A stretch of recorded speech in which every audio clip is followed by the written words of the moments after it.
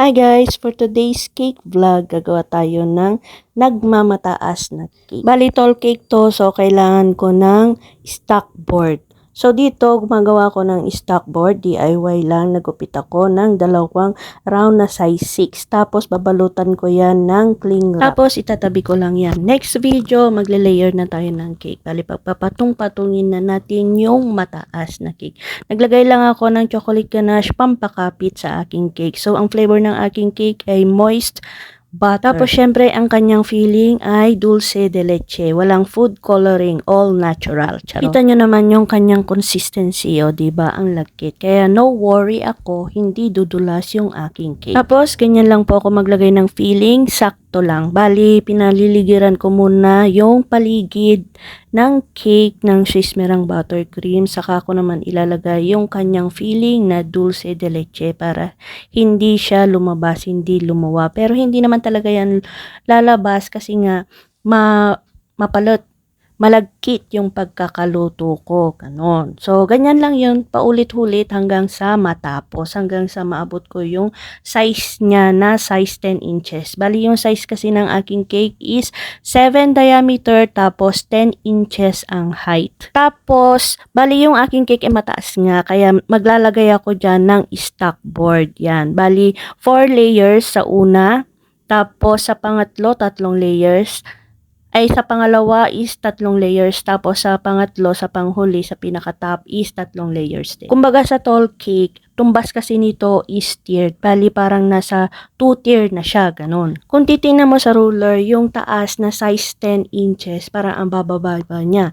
Pero sa actual na cake, napakataas niya. Yun ang lagi kong sinasabi sa mga customer ko, yun ang lagi kong ine-explain. Kaya naman, pagdating ng cake sa kanila, nagugulat sila kasi ang taas daw pala. So, ito na nga po yung ating pinaka-top. Syempre, naglagay ako ng Swiss Merang buttercream, pampakapit dun sa ating stock board.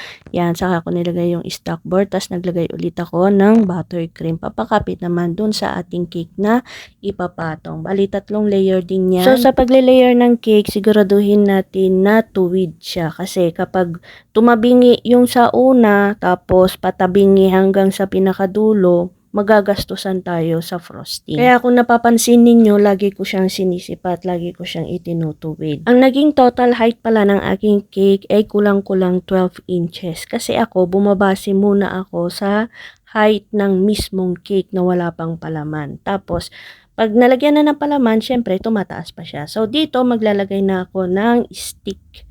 Bali, yan yung pinaka-pundasyon na ng aking cake para matibay yung aking cake.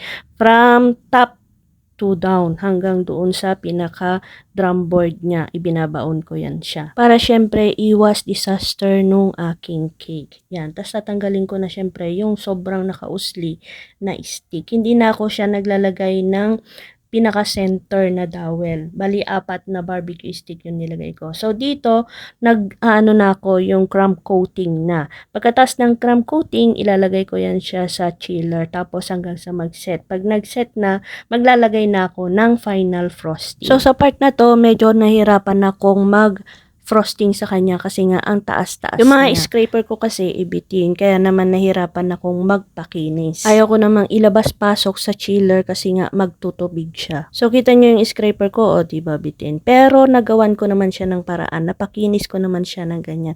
So dito nag-palette knife ako. Ba yung tawag dyan? Ganyan na yung kinalabasan niya.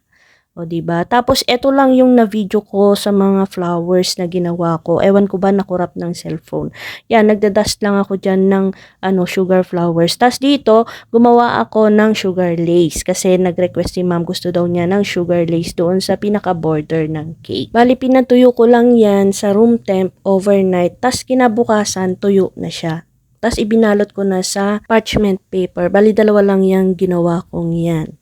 Tapos dito naman, ito yung mga sugar flowers na ginawa ko. Ang gusto sana ni ma'am yung totoong flowers. Kaso nag-aalangan ako kasi ilang beses na akong bumili ng totoong flowers dito sa may amin. Kaso pagbili mo, syempre fresh na fresh. Tapos pag uwi mo, nangingitim na. Maski ibabad ko siya sa sa tubig na may gamot.